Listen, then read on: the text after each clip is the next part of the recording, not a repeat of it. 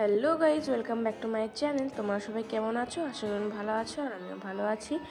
আর কলকাতা থেকে এসে অনেকটা মুখে হাতে অনেক ট্যান ট্যান পড়ে গেছে। আর সামনে যেহেতু সানার অন্নপ্রাশন, সেজন্য ভাবলাম একটুখানি বেরোই, পার্লার যাব আর যাব দণ্ডেশ্বরী, যেখানে সবসময় যেয়ে থাকি বাইরে বেরোলি। কারণ আজকে মিস্টার ভদ্র সানার জন্য একটা গিফট কিনতে দিয়েছে, ওর টাইম নেই বলে আমাকেই বললো তুই কিনে রেখে দিবি, আর টাকাও পাঠিয়ে দিয়েছে। তো সেই জন্য আমি এখানে এলাম। তো দেখছিলাম কি গিফট নেওয়া যায়, অনেক কিছুই দেখছিলাম, অনেক টেডি বিয়ারও দেখছিলাম। তো বাজেটের মধ্যে সেরকম কিছু হচ্ছিল না।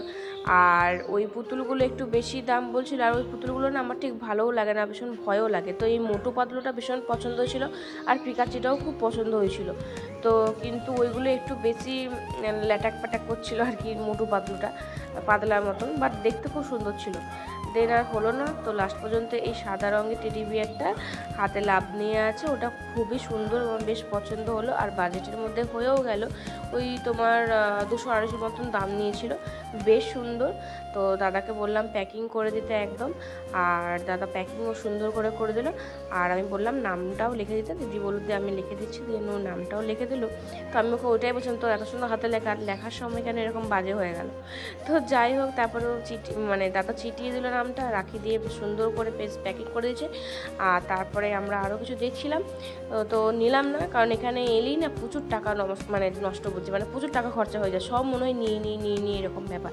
তো এবারে আর কিচ্ছু নিইনি, যা করে মনকে শান্ত রেখে চলে এসেছি। তো চলো এরপরে যাব পার্লারে। তো যেতে যেতে হেঁটে হেঁটে এখান থেকে চলে যাবো, আর মা তার আগে চলে গেছে, মাও যাবে, বাবা মাকে আগে দিয়ে চলে এসছে। তো আমি বললাম মা আগে করুক, ততক্ষণ আমরা এটা করতে থাকি, কিনে নিই। তো কিনে নিয়ে যাচ্ছি। তো যেতে যাওয়ার সময় হনুমান মন্দিরে ওখানে পুজো হচ্ছিল, সেদিনে মনে হয় হনুমান জয়ন্তী ছিল বা কিছু একটা ছিল। তো তখন একটু দাঁড়িয়ে ছবি তুলে নিলাম, প্রণাম করে নিলাম। তো ভাবলাম যে আসার সময় যখন ফাঁকা হয়ে যাবে নিশ্চয়ই, তখন দাঁড়িয়ে ভালো করে প্রণাম করে নেবো। তো চলো আমরা চলে এসেছি, আর মায়ের এদিকে মোটামুটি একটা স্টেপ করা হয়ে গেছে। তো মায়ের পর হয়ে যাওয়ার সময় দিদি বললো, মানে নিজ দিকে বললো তুমিও বসে পড়ো। তো প্রথমে চুলটা কেটে নিল, কেটে নেওয়ার পর মানে চুল বলতে বেশিখানি কাটেনি, ওই ডগগুলো একটু বেড়েছিল বলে কেটে নিল। দেন ওর মুখে ফেসিয়ালও করতে শুরু করে দিয়েছে, ফেসিয়াল নয় ট্যান তোলার জন্য যেটুকু করি আমরা আর কি মাঝে মাঝে।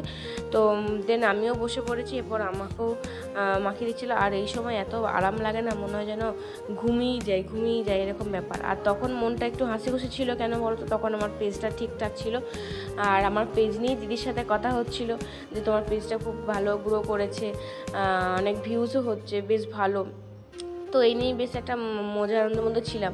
কেন যে আমার সাথে এরকম হয়ে গেল বুঝতেই পারছি না, মানে কোনোদিনও কারোর ক্ষতি করিনি, তা সত্ত্বেও কেন আমার সাথে এরকম ক্ষতি হয়ে গেল।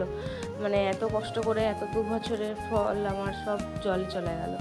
তো এটাই মানে ভালো লাগছিল না যে এত কষ্ট করে করলাম, সেগুলো যদি না থাকে না, তাই যতটুকু পারবো আমি আমার ভিডিওগুলো আবার আমি রিপোস্ট করে আমার পেজেতে রেখে দেবো, যাতে সারা জীবন আমি দেখতে পাই আমার মন খারাপ হলে বা থেকে যায়। তো যাই হোক, আমার এদিকে কিন্তু কমপ্লিট হয়ে গেছে, আর আমাকে কি সুন্দর লাগছে তাই না, ফ্রেশ লাগছে, নিজেকে ফ্রেশ লাগছে, জানি না কতটা কি মনে হচ্ছে। তারপর পূজা দিয়েও বললো, মানে বললো না, মানে দেখিয়ে দিলাম আর কি। আর দেন আমিও টাটা করে দিলাম, আমার পূজা দিয়েও টাটা করে দিল। আর তোমরা কিন্তু অবশ্যই পূজাদির কাছে আসতে পারো, খুব ভালো পূজাদি।